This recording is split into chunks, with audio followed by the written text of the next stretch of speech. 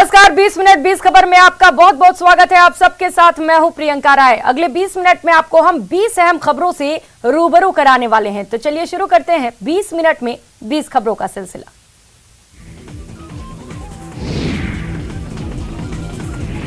भारत पाक अंतर्राष्ट्रीय सीमा पर स्थित श्रीगंगानगर के हिंदू मलकोट में भारत सरकार के सांस्कृतिक मंत्रालय ने बॉर्डर विलेज फेस्टिवल का आयोजन किया है। इसमें देश भर से आए दर्जनों कलाकारों के द्वारा रंग बिरंगे सांस्कृतिक कार्यक्रमों की प्रस्तुतियां दी गयीं। कार्यक्रम में 4 राज्यों के लगभग 77 कलाकारों ने सांस्कृतिक प्रस्तुतियां देकर लोगों की वाहवाही बटोरी। इस दौरान राजस्थान के कलाकारों ने मांगणिया, गायन और कालबेलिया नृत्य की प्रस्तुतियां दी, जबकि गुजरात के कलाकारों ने राठवा आदिवासी नृत्य पेश किया। हरियाणा के कलाकारों ने घूम और फाग की शानदार प्रस्तुतियों से दर्शकों का मन मोहा, जबकि पंजाब के कलाकारों ने गिद्दा और भांगड़ा की शानदार प्रस्तुतियों से उपस्थित जनों को तालियां बजाने पर मजबूर कर दिया।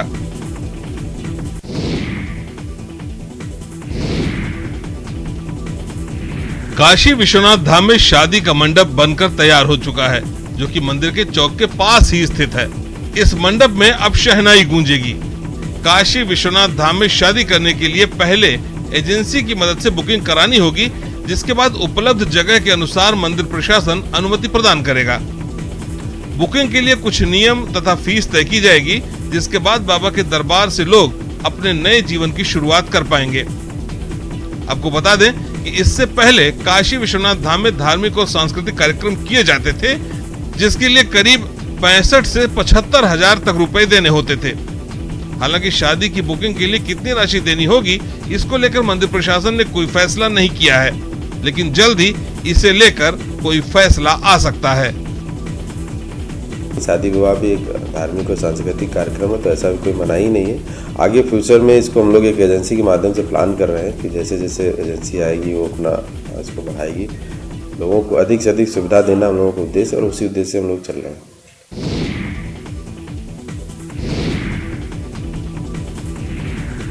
ग्वालियर चिड़ियाघर में रहने वाली शेरनी परी के 3 शावकों को बुधवार को पहली बार पिंजरे से खुले बाड़े में लाया गया।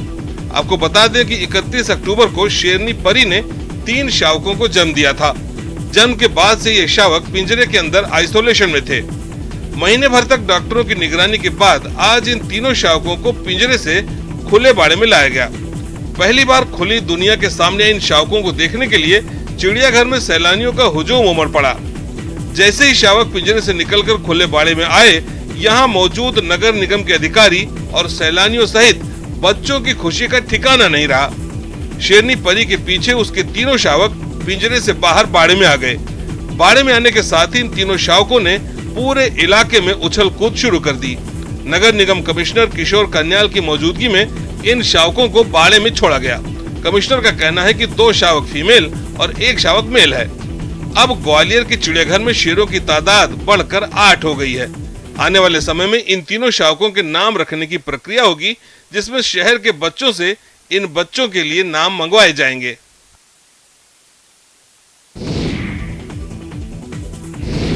बांधवगढ़ में फिर एक तेंदुए की मौत हुई है। पिछले 10 दिनों में बांधवगढ़ में ये चौथा तेंदुआ है जो आकस्मिक मौत का शिकार हुआ। इसके पहले 20 नवंबर को एक साथ 2 तेंदुआ शावक मौत के शिकार हुए थे। उसके बाद 26 नवंबर को एक वयस्क मादा तेंदुआ की मौत की खबर आई और एक बार फिर से एक तेंदुआ की मौत से पार्क प्रबंधन में हड़कंप मचा हुआ है। हैरानी की बात तो यह है कि चारों घटनाएं टाइगर रिजर्व के पनपथा कोर और बफर क्षेत्र से सामने आई हैं। ताजा मामला भी पनपथा बफर के करौदिया बीट के जंगल का है, जहां पार्क के सुरक्षा कर्मियों ने तेंदुए का शव देखा और प्रबंधन को इसकी जानकारी दी, जिसके बाद पार्क प्रबंधन ने पूरे प्रोटोकॉल के तहत तेंदुए का पीएम कराने के बाद अंतिम संस्कार किया। मृत मिले नर तेंदुआ की उम्र तकरीबन 1 साल है और प्राथमिक जांच में मृत तेंदुए के आसपास बाघ के पगमार्क मिलने से प्रबंधन को आशंका है कि तेंदुए की मौत बाघ से संघर्ष में हुई होगी। नवादा से एक मार्मिक खबर सामने आई है, जहां गांव के लोगों ने एक बंदर की अंतिम यात्रा निकाली और हिंदू रीति रिवाज से उसका क्रियाकर्म किया गया। बंदर की शव यात्रा में गांव के सभी लोग शामिल हुए।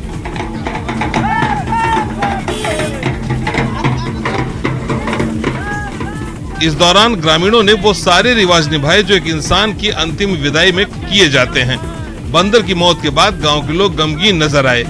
मामला कौवाकोल थाना क्षेत्र के फुलडीह गांव का है, जहां हनुमान के रूप में पहचाने जाने वाले एक लंगूर की मौत के बाद ग्रामीणों ने उसके शव का धूमधाम से ढोल बाजे के साथ अंतिम संस्कार किया। ग्रामीणों ने बताया कि गांव में ही ताड़ के पेड़ से हनुमान गिर गया था, जिसके बाद उसकी मौत हो गई। गांव में इस तरह का अंतिम संस्कार पहली बार किया गया है। आसपास के इलाकों में बंदर के अंतिम संस्कार की काफी चर्चा है।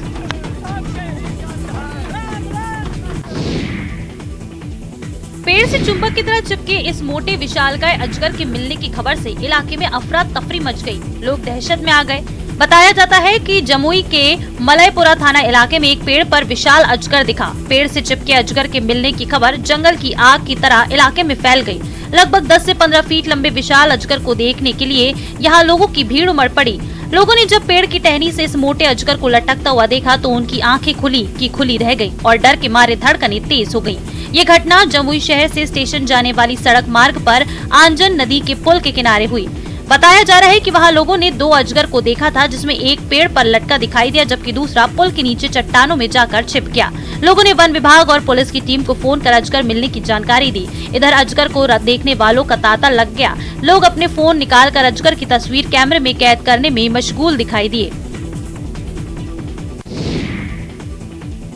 हाथी अगर गांव में घुस जाए तो ऐसे ही लोगों में दहशत का माहौल बन जाता है। उस पर भी अगर हाथी पागल हो जाए तो सोचिए क्या हाल होगा।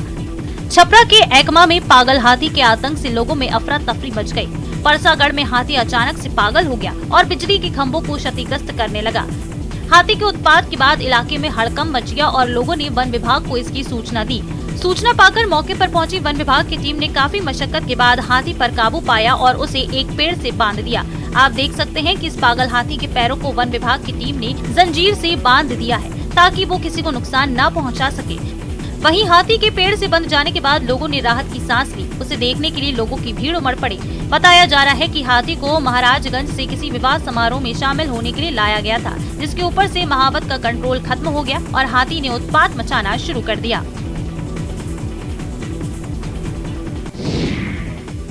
रायबरेली की बेटी सबा बुतुल ने अंतर्राष्ट्रीय ताइक्वांडो में ब्रॉन्ज मेडल हासिल कर इतिहास रच दिया है।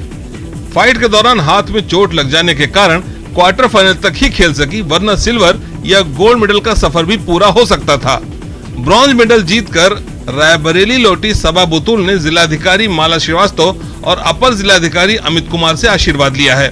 सबा बुतुल ने यह उपलब्धि दिल्ली के त्यागराज स्टेडियम में all India university taekwondo council के तत्वाधान में आयोजित 5th India open international taekwondo championship में हासिल की है। इस चैंपियनशिप में भारत समेत नेपाल और अफगानिस्तान की टीमों ने हिस्सा लिया था।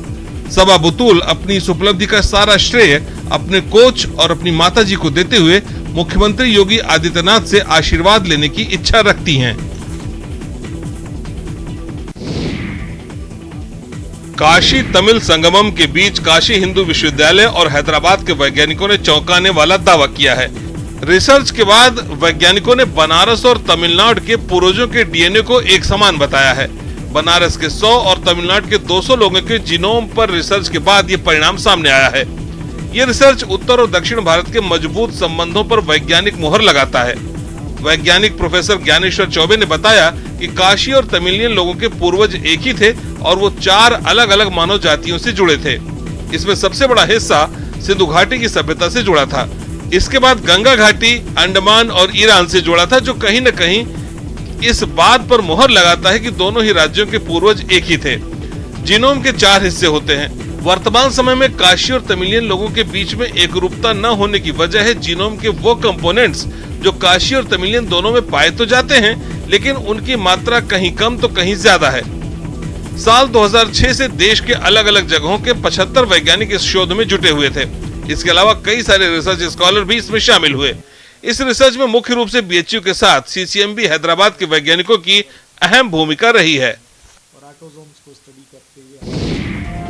महान वैज्ञानिक सर जगदीश चंद्र बोस पर बीट ऑफ लाइफ एंटरटेनमेंट ने वॉइस डॉक्यूमेंट्री फिल्म रिलीज की है, जिसमें महान वैज्ञानिक की जीवन से जुड़ी बातें और घटनाएं दर्शाई गई हैं। बता दें कि पेड़ पौधों में जान है, वो भी भोजन करते हैं, उनमें भी संवेदनाएं होती हैं। ये खोज सर जगदीश चंद्र बोस ने ही की थी। सर जेसी बोस के जीवन पर बनी इस फिल्म में उनके जन्म से लेकर आखिरी समय तक उनका जीवन कैसा रहा और उनका गिरिडीह से क्या जुड़ाव था, इन सभी बातों से अवगत कराया गया है। आपको बता दें कि जगदीश चंद्र बोस ने अपने जीवन के आखिरी 7 साल गिरिडीह में गुजारे थे। गिरिडीह के लोगों का कहना है कि यहाँ वो कुछ रिसर्च भी किया करते थे। गिरिडीह स्थित सर जेसी बोस के आवास को अब विज्ञान भवन के नाम से जाना जाता है। यहाँ हर साल उनकी जयंती और पुण्यतिथि मनाई जाती है। इस आवास में जगदीश चंद्र बोस के जीवन से जुड़ी चीजें हैं, उनके खोज, शोध कार्य और यंत्र और कुछ मशीनें भी यहाँ पर रखी हुई हैं।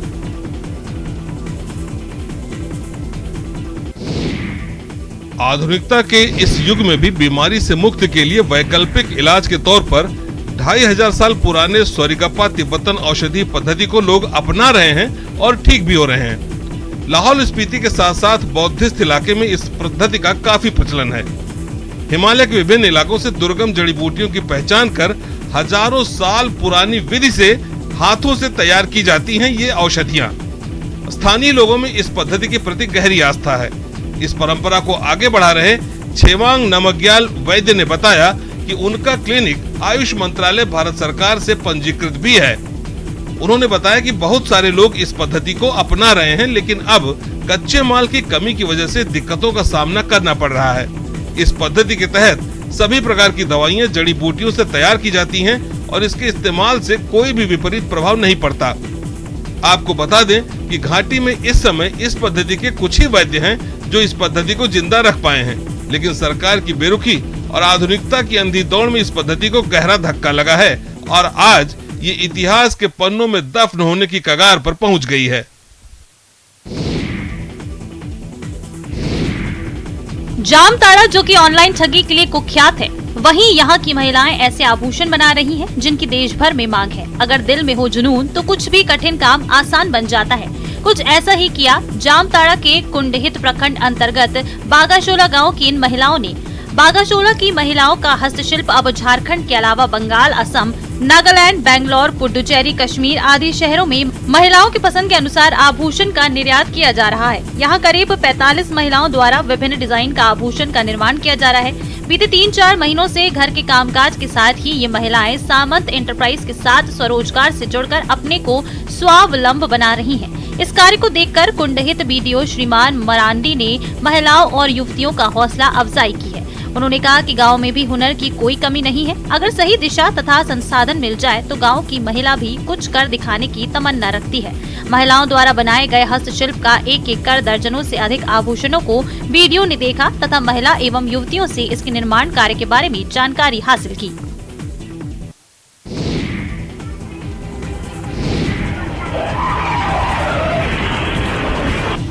राजस्थान में मौत की स्पीड से भागती कारें लोगों की जान की दुश्मन बन रही हैं। लगातार शहरी इलाकों में ओवर स्पीड कारों से हो रहे एक्सीडेंट की खबरें सामने आ रही हैं। राजसमंद से भी एक ऐसा ही वीडियो सामने आया है। यहाँ करीब 120 की स्पीड से दौड़ रही कार ने सड़क किनारे खड़ी दूसरी कार को जोरदार टक्कर मारी है। गनीमत ये रही कि टक्कर लगने वाली कार में बैठी मासूम की जान बाल बाल बच गई। ये घटना 20 दिन पहले की है, लेकिन इसका सीसीटीवी अब सामने आया है। ये घटना राजसमंद के खमनौर थाना क्षेत्र के खेड़ा की भागल की है। यहाँ के भैरूलाल नाम का शख्स अपनी दोहती के साथ दुकान के बाहर बैठे थे, तभी एक बेकाबू स्पीड से आई स्विफ्ट कार उनकी ऑल्टो पर चढ़ गई।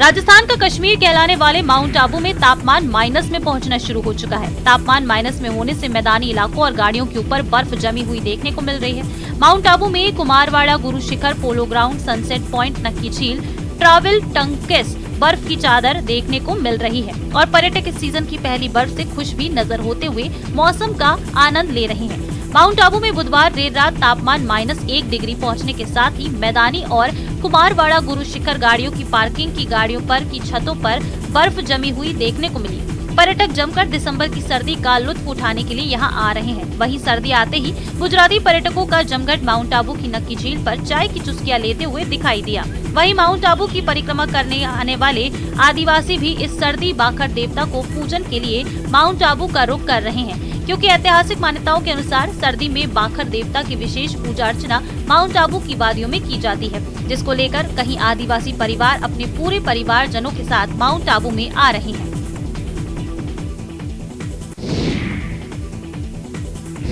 पहाड़ों में लगातार ठंड बढ़ती ही जा रही है। नदी नाले जमने की कगार पर हैं। बद्रीनाथ धाम के निकट बहने वाली ऋषिगंगा भी कड़ाके की ठंड के बीच जमती जा रही है। यहाँ झरने से बहने वाले पानी की बूंदें पाले के रूप में जम चुकी हैं। बद्रीनाथ धाम में सुबह शाम के तापमान में गिरावट दर्ज की जा रही है।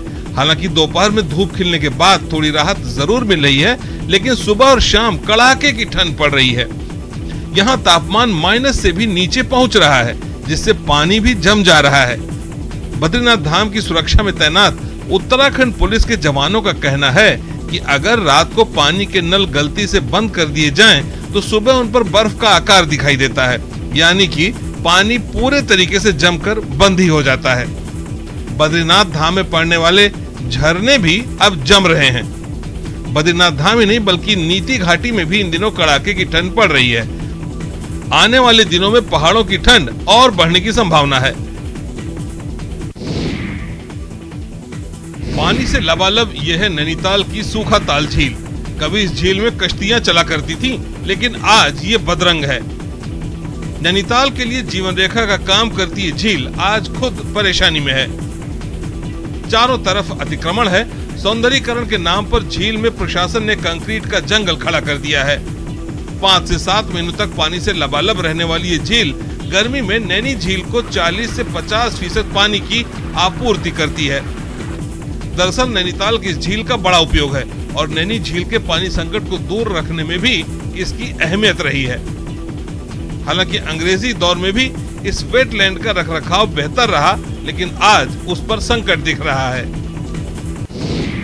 मिलावटी खाद्य पदार्थों के चलते अक्सर कई बीमारियां फैलने का अंदेशा बना रहता है, लेकिन क्या आप जानते हैं कि खाद्य पदार्थों की शुद्धता की जांच के लिए आपके घर में भी एक लैब उपलब्ध है और एक सामान्य प्रक्रिया अपनाकर आप खाद्य पदार्थों के नमूने लेकर उनकी शुद्धता की जांच कर सकते हैं। कोटा केंद्रीय प्रयोगशाला में तैनात खाद्य विशेषज्ञ प्रियंका सोनी ने बताया कि हल्दी की जांच के लिए हल्दी पाउडर को पानी में घोलकर उसमें कुछ बूंदे हाइड्रोक्लोरिक एसिड की डालें। यदि हाइड्रोक्लोरिक एसिड की 4 बूंदे डालने पर हल्दी का रंग लाल हो जाता है तो समझ लीजिए कि इसमें मिलावट है। ऐसे ही यदि आप अपने घर पर आने वाली मिठाई और मावे की टेस्टिंग करना चाहते हैं तो आपको मावे में टिंचर आयोडीन की कुछ बूंदे डालनी होंगी। आयोडीन की बूंद डालने के बाद यदि मावे और मिठाई का कलर चेंज होता है या गहरा नीला कलर हो जाता है तो समझ लीजिए कि आपके मावे में मिलावट है। मधुबनी में लगभग 3 दशक पहले तक मरुआ और तीसी जैसी पौष्टिक और परंपरागत अनाजों की अच्छी खासी खेती होती थी, लेकिन बीते कुछ सालों में इन पारंपरिक फसलों की खेती काफी सिमट गई है। अब नौबत यह है कि तीसी और मरुआ की खेती के लिए अच्छी क्वालिटी के बीज उपलब्ध होना भी मुश्किल हो गया है। ऐसे में मधुबनी में संचालित घोघरडीहा प्रखंड स्वराज विकास संघ नाम की एक संस्था ने तीसी और मरुआ जैसी फसल को विलुप्त होने से बचाने के लिए जैविक बीज बैंक तैयार किया है। जैविक खेती को बढ़ावा देने के लिए की गई शुरुआत में किसानों को निशुल्क बीज दिया जाएगा। इस बीज बैंक से किसानों को काफी फायदा होगा। इससे न केवल उपज अच्छी होगी बल्कि लोग हेल्दी अनाज का सेवन भी कर पाएंगे। लोगों को अब इस निजी संस्था की पहल से उम्मीद बनी है। खास बात यह है कि इस बीज बैंक में केवल महिलाएं काम करती हैं। इतना ही नहीं, महिला किसानों को जैविक बीज का इस्तेमाल करने के लिए जानकारी भी दी जाती है। फिंगर पेंटिंग आर्टिस्ट के बारे में आपने कई बार देखा और सुना होगा, लेकिन जबलपुर के रहने वाले सिंटू मौर्य के हुनर को देखकर आप भी दांतों तले उंगलियां दबाने को मजबूर हो जाएंगे। जबलपुर के रांची इलाके में रहने वाले सिंटू मौर्य खाने पीने की सामग्री से इतनी सुंदर और आकर्षक पेंटिंग बना लेते हैं कि उनकी पेंटिंग से नजर हटा पाना किसी के लिए भी मुमकिन नहीं होगा।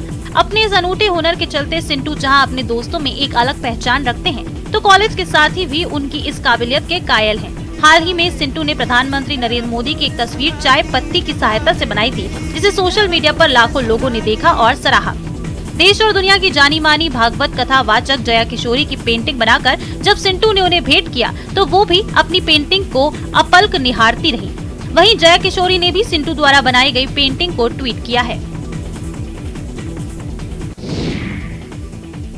मंडी जिला के नसलो गांव के करीब 3 महीने की दूध मुही बच्ची राव्या सांस न आने की गंभीर बीमारी से पीड़ित है। उसका पीजीआई चंडीगढ़ में इलाज होने के बाद अभी 6 महीने और इलाज होना है। बच्ची के माता पिता गरीब हैं और उन्हें अब अपनी नन्ही बच्ची के इलाज के लिए दानी सज्जनों से मदद की दरकार है।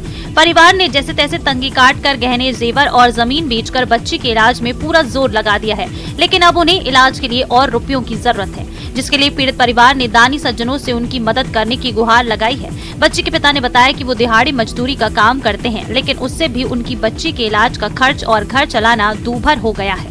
मैंने बोला कि सीजन करवा दो, लेकिन उन्हें सीजन नहीं करवाया और ज़बरदस्ती निकाल के कर दिया। इसको फर्स्ट टाइम डिलीवरी कर दी मेरी, और तब से लेकर अब तक मैं और मेरे बच्ची और मेरे हस्बैंड हम सभी भुगत रहे हैं। हमारे मतलब सब कुछ घर में जो सब कुछ तो हमने बेच दिया और अब तो हमारे पास कुछ बचा भी नहीं है। तो मैं आप सभी से